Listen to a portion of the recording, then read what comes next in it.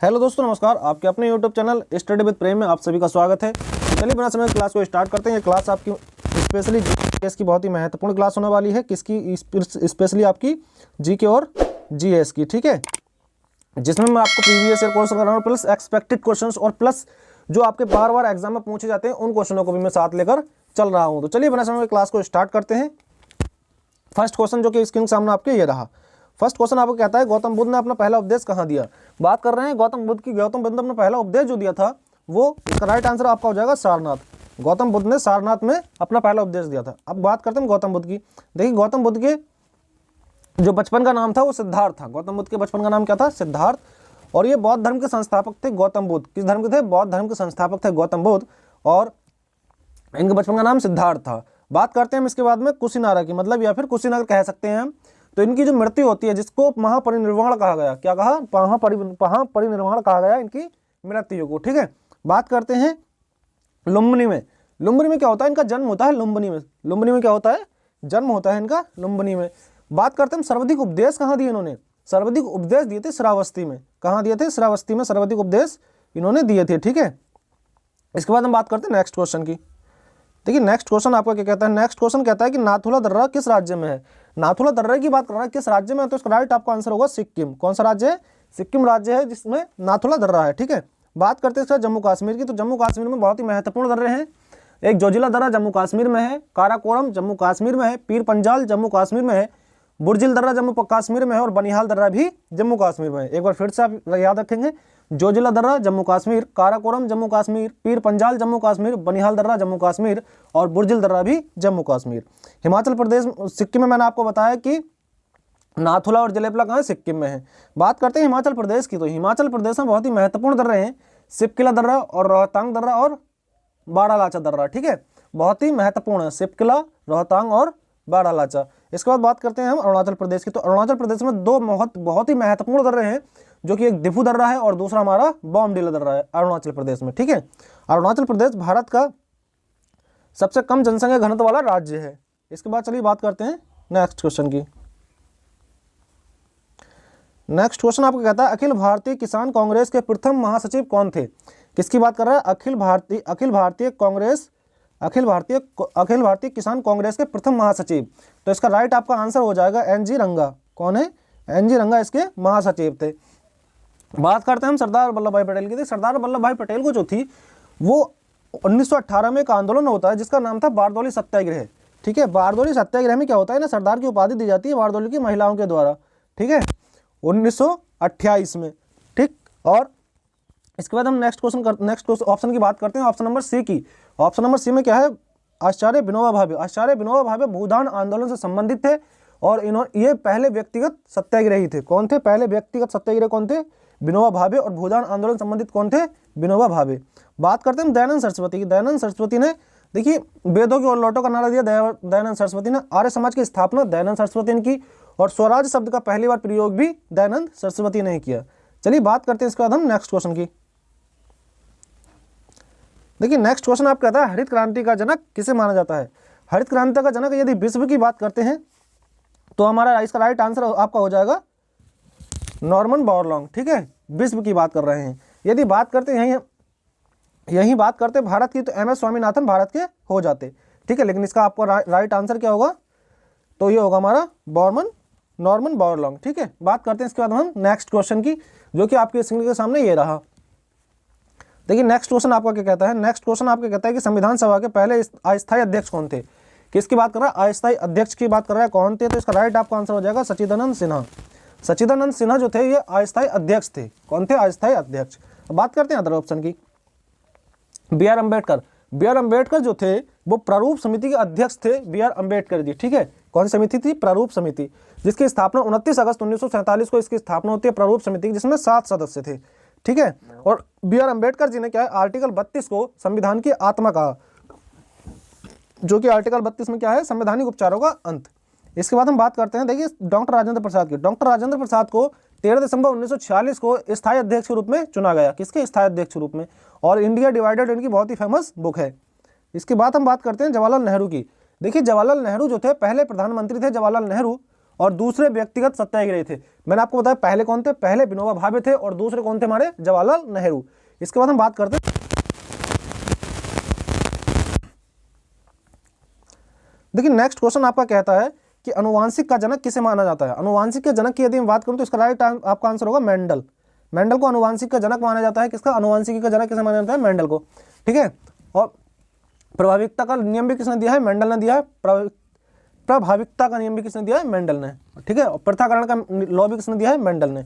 इसके बाद हम बात करते हैं लिंडेमान का नियम। ये लिंडेमान का नियम जो है ये ऊर्जा का 10% ऊर्जा जो है ऊर्जा का नियम बताता है, और इसकी जो दिशा होती है वो एक दिशीय होती है। ठीक है, 10% प्रभाव होता है ऊर्जा का। और इसके बाद हम बात करते हैं और इसका प्राइमरी हमेशा सीधा बनता है। बात करते हैं हम टेस्ला की। देखिए टेस्ला, टे से याद रखेंगे हम इकोसिस्टम, टम मतलब टे, तो टेस्ला से क्या याद रखेंगे, सिस्टम।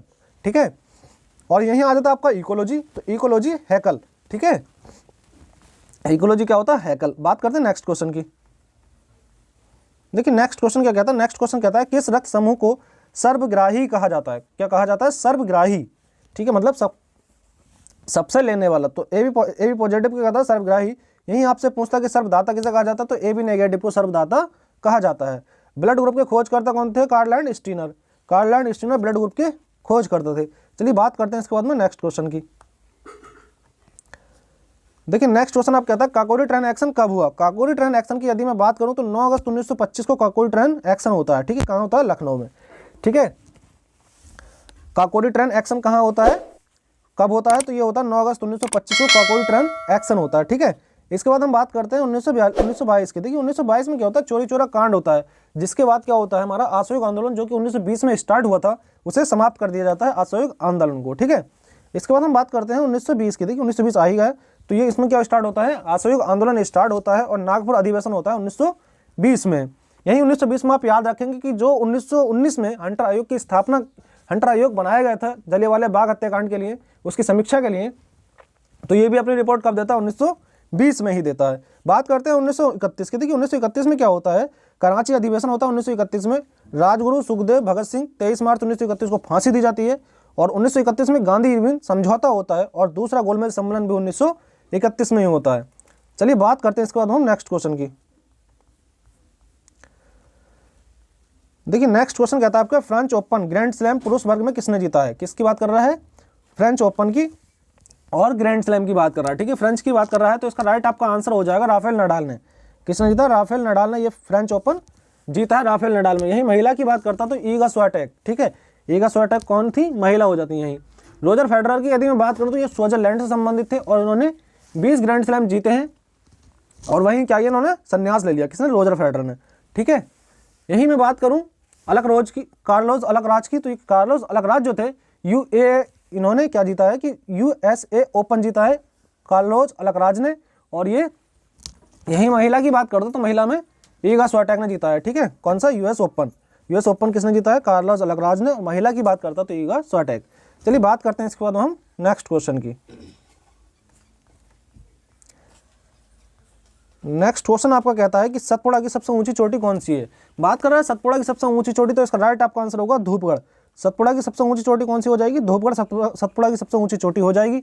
बात करते हैं दोदा बेटा की। देखिए दोदा बेटा ये जो है ये नीलगिरी की सबसे ऊंची चोटी है। किसकी है, नीलगिरी की सबसे ऊंची चोटी कौन सी है, दोदा बेटा। ठीक है, अमरकंटक की बात करते हैं तो अमरकंटक मेघालय की सबसे ऊंची चोटी है अमरकंटक। गुरु शिखर की यदि मैं बात करूं तो गुरु शिखर अरावली की सबसे ऊंची चोटी है गुरु शिखर। किसकी, अरावली की। बात करते हैं इसके बाद हम नेक्स्ट क्वेश्चन की। देखिए नेक्स्ट क्वेश्चन आपका क्या कहता है, जून 2022 में किस राज्य में सुरक्षा मित्र योजना स्टार्ट होती है। सुरक्षा मित्र योजना जो स्टार्ट होती है इसका राइट आपका आंसर होगा केरल। ठीक है, और पहला OTT मंच भी कहाँ खोला गया है, केरल में ही। और केरल, आप एक क्वेश्चन केरल से और याद रखेंगे कि 75वीं संतोष ट्रॉफी जो किसने जीती है, केरल ने जीती है 75वीं संतोष ट्रॉफी। और OTT मंच भी कहाँ लॉन्च किया गया है, केरल में। और हमारी सुरक्षा मित्र योजना भी कहाँ स्टार्ट हुई है, केरल में। बात करते हैं तमिलनाडु की। देखिए तमिलनाडु पहला राज्य है जो कि मिड डे मील में नाश्ता देने वाला पहला राज्य बना है, कौन सा, तमिलनाडु। ठीक है, यहीं मैं एक योजना आपको बताता हूँ, ई अधिगम योजना। कौन सी है, ई अधिगम योजना। ठीक है, ई अधिगम योजना जो है हमारी हरियाणा सरकार की, किसकी है, हरियाणा की ई अधिगम योजना। ठीक है, तेलंगाना की यदि मैं बात करूँ तो इसकी स्थापना 2 जून 2014 को तेलंगाना की स्थापना होती है। बात करते हैं इसके बाद हम नेक्स्ट क्वेश्चन की। नेक्स्ट क्वेश्चन आपका कहता है, नेक्स्ट क्वेश्चन कहता है कि सार्क का मुख्यालय कहाँ है। बात करते हैं कि मैं हर क्लास में आपको एक एक मुख्यालय कराता हुआ चला हूँ ताकि आप इसलिए उनको याद कर सकें और आप कभी ना भूल पाएंगे। चलिए इसके बाद हम बात करते हैं, देखिए सार्क की स्थापना की बात करें तो सार्क की स्थापना 1985 में होती है। सार्क की स्थापना कब होती है? 1985 में सार्क की स्थापना होती है। इसका मुख्यालय काठमांडू हो जाएगा। मुख्यालय कहाँ होगा? काठमांडू होगा सार्क का मुख्यालय, ठीक है। इसके बाद हम बात करते हैं न्यूयॉर्क में। न्यूयॉर्क में यूएनओ और यूनिसेफ, ठीक है। यूनिसेफ का मुख्यालय भी कहाँ है? न्यूयॉर्क में, ठीक है। जिनेवा में बात करते हैं तो WTO का मुख्यालय जिनेवा है, मतलब वर्ल्ड ट्रेड ऑर्गेनाइजेशन, और WHO का मुख्यालय भी जिनेवा है, और ILO का मुख्यालय भी कहाँ है? जिनेवा है, ठीक है। इसके बाद मैं बात करता हूँ ग्लेड की, तो ग्लेड में क्या है? WWF का मुख्यालय कहाँ है? WWF का मुख्यालय कहाँ है? ग्लेड में है, ठीक है। बात करते हैं इसके बाद में, चलिए नेक्स्ट क्वेश्चन की बात कर लेते हैं। देखिए जिनेवा में एक बहुत ही महत्वपूर्ण और है जो कि जिसे बोलते हैं अंकटाड। अंकटाड कहाँ है हमारा? अंकटाड का मुख्यालय कहाँ? जिनेवा में। इसके बाद बात करते हैं नेक्स्ट क्वेश्चन की।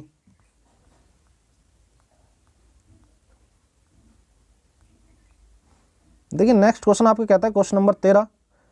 क्वेश्चन कहता है लाहौर अधिवेशन कब हुआ। देखिए लाहौर अधिवेशन की बात कर रहा है कि लाहौर अधिवेशन कब होता है, तो इसका राइट आंसर आपका होगा लाहौर अधिवेशन 1929 में होता है। लाहौर अधिवेशन, ठीक है। कब होता है? 1929 में क्या होता है? लाहौर अधिवेशन होता है। इसकी अध्यक्षता कौन करते हैं? जवाहरलाल नेहरू, ठीक है। जवाहरलाल नेहरू इसकी अध्यक्षता करते हैं। इसके बाद में बात करते हैं 1928 की। देखिए 1928 में क्या होता है? नेहरू रिपोर्ट आती है 1928 में, और साइमन कमीशन भारत आता है 1928 में। और 1928 में आप याद रखेंगे कि 1928 में सरदार वल्लभ भाई पटेल के द्वारा बारदौली सत्याग्रह होता है गुजरात में, ठीक है। तो आप ये भी याद रखेंगे 1928 में। इसके बाद हम बात करते हैं 1931 की, तो 1931 से भी आप याद रखेंगे। गांधी इरविन समझौता 1931 में होता है। दूसरा गोलमेज सम्मेलन 1931 में होता है, ठीक है। तो आप ये भी याद रखेंगे 1931। और 23 मार्च 1931 को राजगुरु सुखदेव भगत सिंह को फांसी दी जाती है 1931 में, ठीक है। और कराची अधिवेशन कब होता है? 1931 में होता है, जिसकी अध्यक्षता कौन करते हैं? सरदार वल्लभ भाई पटेल उसकी अध्यक्षता करते हैं। इसके बाद बात करते हैं 1932 में। 1932 में क्या होता है? पूना पैक्ट होता है यरवदा जेल में। कहाँ होता है? पूना पैक्ट होता है यरवदा जेल में, जो कि महात्मा गांधी और BR अम्बेडकर के बीच होता है। इसके बाद बात करते हैं नेक्स्ट क्वेश्चन की। देखिए नेक्स्ट क्वेश्चन आपका कहता है घुमुरा लोक नृत्य किस राज्य का है? किसकी बात कर रहा है? घुमुरा लोक नृत्य की बात कर रहा है। तो इसका राइट आपका आंसर होगा उड़ीसा का। कहाँ का है? उड़ीसा का। घुमुरा लोक नृत्य कहाँ का? उड़ीसा का। महाराष्ट्र की बात करते हैं तो बहुत ही फेमस फोक डांस है, एक हमारा लावड़ी और एक तमाशा। लावड़ी और तमाशा कहाँ का? महाराष्ट्र का, बहुत ही फेमस है। इसके बाद मैं बात करता हूँ राजस्थान की, तो कालबेलिया और घूमर कहाँ का? राजस्थान का है कालबेलिया और घूमर, ठीक है। बात करते हैं हम सिक्किम की। देखिए सिक्किम में क्या है? शेरपा लोक नृत्य कहाँ का है? सिक्किम का है शेरपा, ठीक है। यक्षामी भी कहाँ का है? हमारा सिक्किम का है। चलिए बात करते हैं इसके बाद हम नेक्स्ट क्वेश्चन की। नेक्स्ट क्वेश्चन आपका कहता है कि मोंटेग्यू चेम्सफोर्ड अधिनियम कब आया? मोंटेग्यू चेम्सफोर्ड अधिनियम की बात करते हो तो ये आता है हमारा 1919 में। कब आता है? 1919 में मोंटेग्यू चेम्सफोर्ड अधिनियम आता है। देखिए 1919 में और क्या क्या हुआ, सुनिए आप ध्यान से। देखिए 1919 में 13 अप्रैल 1919 को क्या होता है? जलियांवाला बाग हत्याकांड होता है 1919 को, ठीक है। 13 अप्रैल 1919 को। ILO की स्थापना होती है 1919 में। खिलाफत आंदोलन भी आता है 1919 में ही, ठीक है। तो आप ये भी याद रखेंगे। बात करते हैं 1909 की। देखिए 1909 में क्या होता है? मार्लियामेंटो एक्ट आता है। क्या आता है? मार्लियामेंटो एक्ट आता है 1919 में। इसके बाद बात करते हैं 1973 की। देखिए 1973 में क्या होता है? इसके बाद बात करते हैं 1935 की, ठीक है। यही मैं बात कर लेता अगर 1773 की, ठीक है। किसकी? 1773 की। तो 1773 में रेगुलेटिंग एक्ट आता है, ठीक है। कौन सा आता है? रेगुलेटिंग एक्ट, वारन हेस्टिंग के द्वारा, ठीक है। बात करते हैं 1935 की। 1935 में भारत शासन अधिनियम आता है। और 1935 में क्या होता है? 1935 में संघीय शासन प्रणाली की नींव रखी जाती है। किसकी? संघीय शासन प्रणाली की नींव रखी जाती है 1935 में। और भारत शासन अधिनियम कब आता है? 1935 में। बात करते हैं इसके बाद में नेक्स्ट क्वेश्चन की। देखिए नेक्स्ट क्वेश्चन आपको क्या कहता है? नेक्स्ट क्वेश्चन कहता है किस संविधान संशोधन के द्वारा 9वीं अनुसूची जोड़ी गई? किस संविधान संशोधन के द्वारा 9वीं अनुसूची जोड़ी गई? तो इसका आपका राइट आंसर आपका हो जाएगा पहला संविधान संशोधन के द्वारा क्या जोड़ी जाती है? 9वीं अनुसूची जोड़ी जाती है, ठीक है। जो कि 1951 में पहला संविधान संशोधन होता है और उसके द्वारा 9वीं अनुसूची जोड़ दी जाती है। बात करते हैं 10वीं कब जोड़ी जाती थी? 10वीं जोड़ी हमारी 52वें संविधान संशोधन के द्वारा, ठीक है। 52वें संविधान संशोधन के द्वारा 10वीं अनुसूची जोड़ी जाती है, ठीक है। जो भी आप ये भी आप बहुत ही महत्वपूर्ण है, जो कि दल बदल से संबंधित है, ये भी आप याद रखेंगे, ठीक है। इसके बाद हम बात करते हैं संविधान संशोधन 73 की। किसकी बात करते हैं? 73 की, ठीक है। 73 में क्या होता है? 73वां संविधान संशोधन, ठीक है। 73वें संविधान संशोधन होता है जिसमें क्या है, भाग 9 जोड़ा जाता है। क्या जोड़ा जाता है? 73वें संविधान संशोधन के द्वारा भाग 9 जोड़ा जाता है, जिसमें आर्टिकल 243 से 243 ओ तक रखे जाते हैं। आर्टिकल कितने रखे जाते हैं? 243 ओ से 243 ओ तक। और बात करते हैं इसमें अनुसूची कौन सी जोड़ी जाती है, तो 11वीं अनुसूची जोड़ी जाती है, और इसमें 29 विषय थे। कितने विषय थे? 11वीं अनुसूची में कितने विषय थे? 29 विषय थे। ठीक है, 11वीं अनुसूची में कितने विषय थे? 29 विषय थे 11वीं अनुसूची में। बात करते हैं इसके बाद में, तो भाग 9 किसमें जोड़ा? 73वें संविधान संशोधन में भाग 9। बात करते हैं भाग 9 ए की, तो भाग 9 ए जो है 74वें संविधान संशोधन के द्वारा जोड़ा गया भाग 9 ए, जिसमें 12वीं अनुसूची जोड़ी गई, और 12वीं अनुसूची में 18 विषय थे। ठीक है, कौन से विषय थे? 18 विषय थे 12वीं अनुसूची में। ठीक है, और ये संबंधित जो था वो सहकारी समिति से संबंधित था, भाग 9 ए। इसके बाद बात करते हैं हम भाग 9 बी की, तो भाग 9 बी जो है हमारे 97वें संविधान संशोधन के द्वारा जोड़ा जाता है, भाग 9 बी। चलिए इसके बाद हम बात,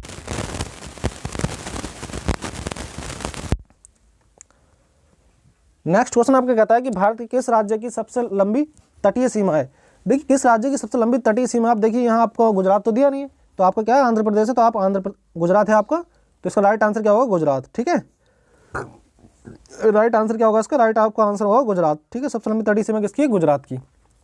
बात करते हैं बिहार की, तो बिहार में देखिए साक्षरता दर सर्वाधिक सबसे कम है, और जनसंख्या घनत्व किस राज्य का सबसे अधिक है? तो बिहार राज्य का जनसंख्या घनत्व सर्वाधिक है। ठीक है, इसके बाद हम बात करते हैं गोवा की, तो गोवा क्षेत्रफल की दृष्टि से सबसे छोटा राज्य है, और तटीय सीमा के हिसाब से भी गोवा सबसे छोटा राज्य है। ठीक है, चलिए इसके बाद बात करते हैं नेक्स्ट क्वेश्चन की। नेक्स्ट क्वेश्चन आप कहता है एशियाटिक सोसाइटी के संस्थापक कौन थे? एशियाटिक सोसाइटी के संस्थापक थे जो विलियम जोन्स थे। एशियाटिक सोसाइटी के संस्थापक कौन थे? विलियम जोन्स थे। ठीक है, यही बात करते हैं सुरेंद्रनाथ बनर्जी की। सुरेंद्रनाथ बनर्जी इंडिया एसोसिएशन के अध्यक्ष थे, और इन्होंने इसकी स्थापना की थी, इंडिया एसोसिएशन की।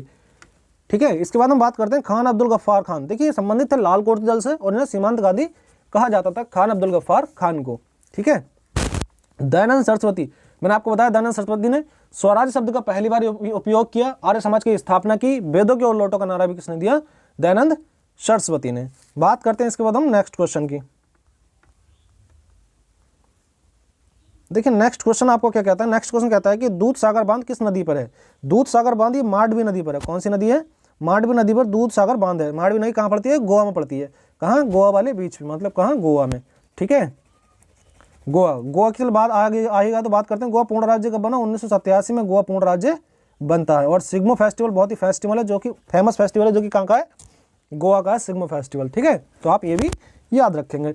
इसके बाद हम बात करते हैं नर्मदा नदी पर। नर्मदा नदी पर बहुत ही महत्वपूर्ण जलप्रपात हैं। एक हमारा धुआंधार जलप्रपात नर्मदा पर है, सरदार सरोवर नर्मदा पर है, ओंकारेश्वर बांध भी कहाँ है? हमारा नर्मदा पर है। तो ये तीन बहुत ही महत्वपूर्ण है, जो कि आप याद रखेंगे एक बार फिर से, धुआंधार जलप्रपात, और सरदार सरोवर जलप्रपात, और हमारा ओंकारेश्वर जलप्रपात। ठीक है, इसके बाद हम बात करते हैं चंबल की। देखिए, चंबल में कौन सा है? चूलिया बांध कहाँ है? चंबल में। ठीक है, चूलिया जलप्रपात कहाँ है? चंबल में है। इसके बाद हम बात करते हैं गढ़सप्पा की। इसके बाद हम बात करते हैं शरावती। तो शरावती पर कौन सा है? गढ़सप्पा या फिर जोंग जलप्रपात कहाँ है? हमारा शरावती नदी पर है। ठीक है, चलिए इसके बाद हम बात करते हैं नेक्स्ट क्वेश्चन की। चलिए, तो फिर हम आज की क्लास यहीं रखते हैं। यदि क्लास आपको अच्छी लगी तो क्लास को ज़्यादा से ज़्यादा लाइक करें, शेयर करें, और चैनल बनाए चैनल को सब्सक्राइब कर लें। मिलते हैं और एक बेहतरीन सी क्लास के साथ। तब तक के लिए जय हिंद, जय भारत।